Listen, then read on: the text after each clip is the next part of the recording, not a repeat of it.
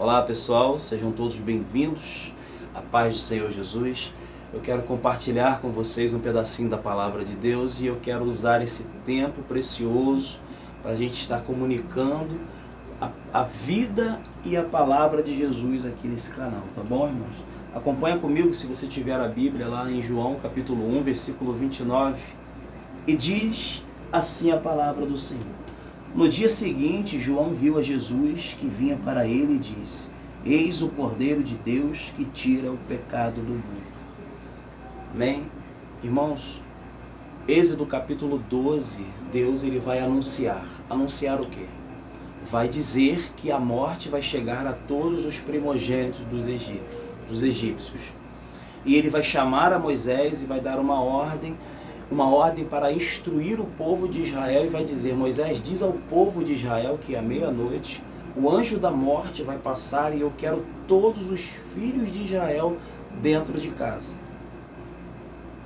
Então Moisés pega o cordeiro, mata, pega o sangue do cordeiro e vai passar em todos os umbrais da porta, e à meia-noite o anjo da morte passa e os filhos dos filhos de Israel são livres da morte, porque estavam olhando para a marca e para o sangue do Cordeiro. Ali Deus já está estabelecendo um princípio, qual?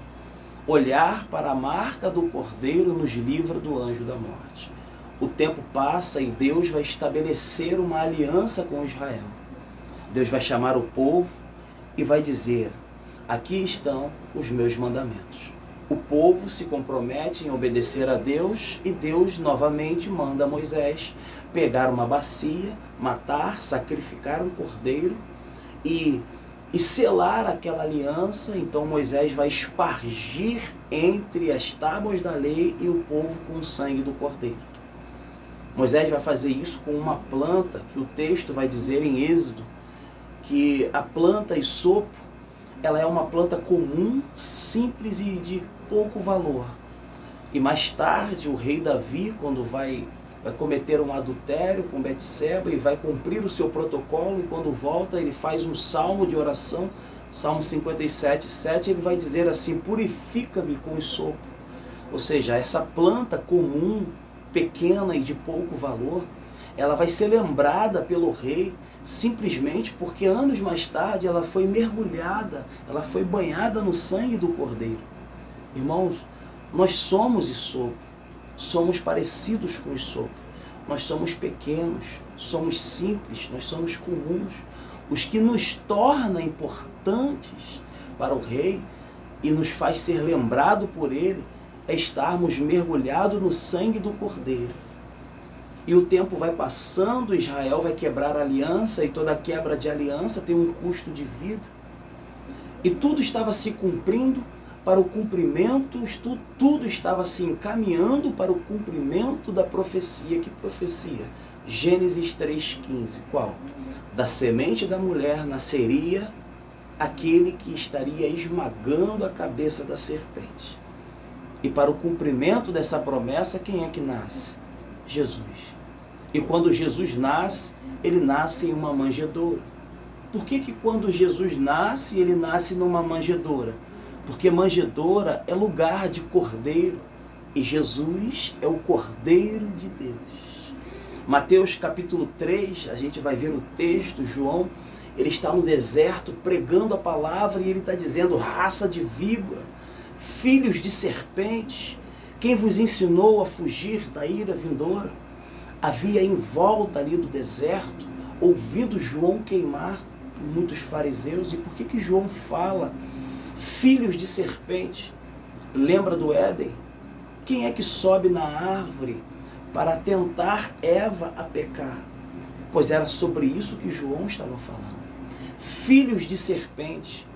A serpente, ela é bonita por fora e venenosa por dentro.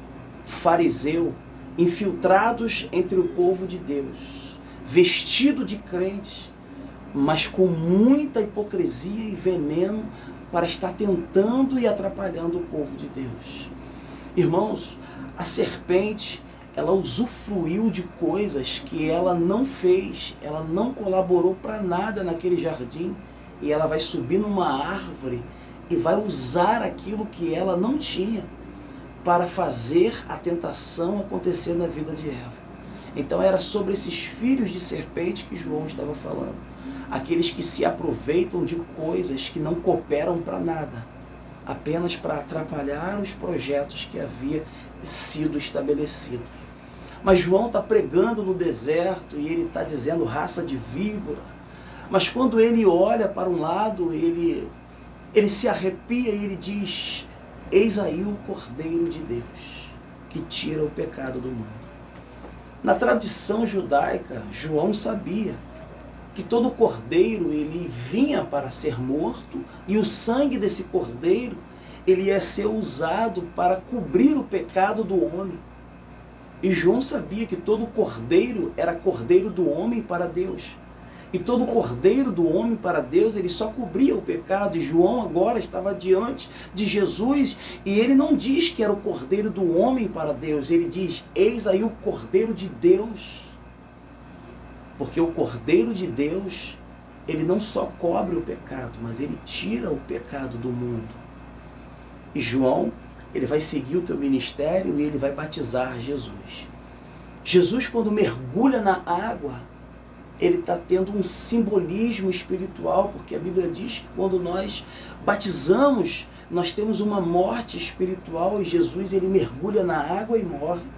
E quando Jesus ele volta da água, ele está dando um novo simbolismo que ele está dizendo: eu vou morrer, mas vou ressuscitar.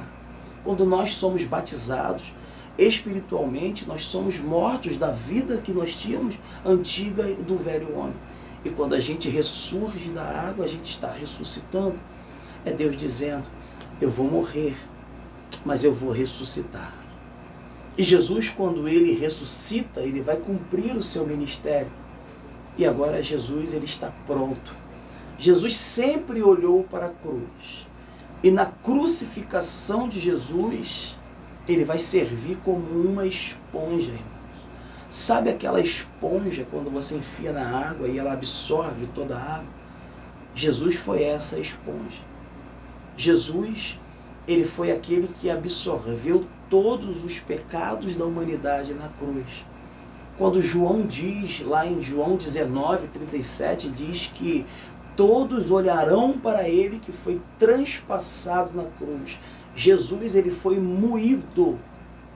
Uma represa de pecados veio até o corpo de Jesus. Irmãos, quando a gente ouve a mensagem da cruz, a gente diz assim: ó, o quão eu sou valioso, como Jesus morreu por mim, eu tenho muito valor. Sim, nós devemos ter esse conceito, sim, mas nós deveríamos nos prostrarmos mais diante da mensagem da cruz. Nós éramos para olhar para a mensagem da cruz e dizer o quanto pecaminoso nós somos.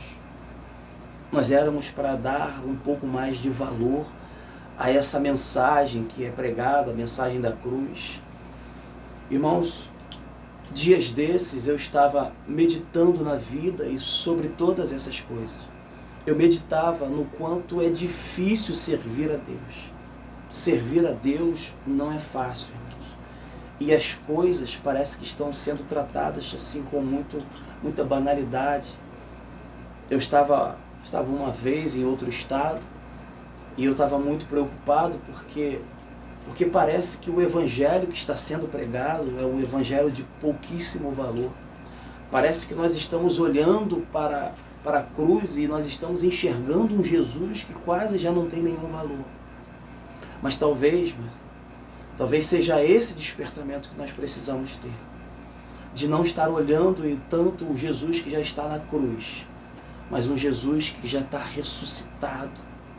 Mas não devemos esquecer que a cruz, ela é uma solda, ela vai religar aquilo que estava perdido. Mas que hoje a gente serve um Jesus que está ressuscitado. Amém, irmãos?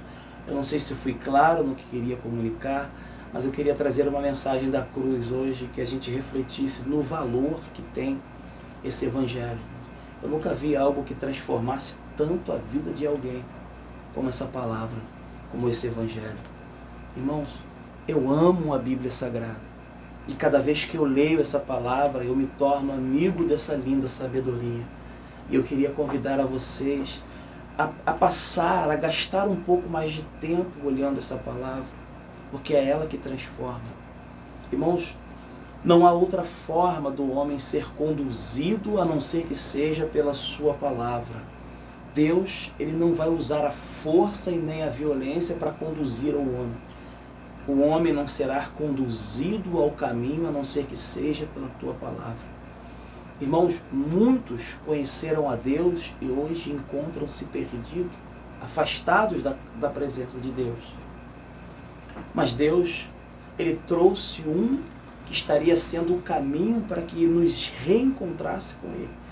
Só existe um caminho que nos leva a Deus. Ainda que muitos aí fora venham dizer que tudo que você faz te leva a Deus, mas não, só existe um caminho que leva até a Deus. Que esse caminho é o que está escrito lá em João 14,6. E Jesus disse: eu sou o caminho, a verdade e a vida. Irmãos, há uma verdade de Deus que nós devemos seguir. Existem 5 pilares que sustentam uma verdade. É Deus, Jesus, o Espírito Santo, a palavra e os 10 mandamentos. E se nós estivermos firmes nessa verdade, nós seremos libertos. Quando Jesus diz assim: e conhecereis a verdade vos libertará, lá em João, e depois logo na frente ele diz assim: o diabo é o pai da mentira, eis que ele não se firmou na verdade. Aí está o grande segredo, irmãos. Não basta você conhecer a verdade, você tem que se firmar na verdade.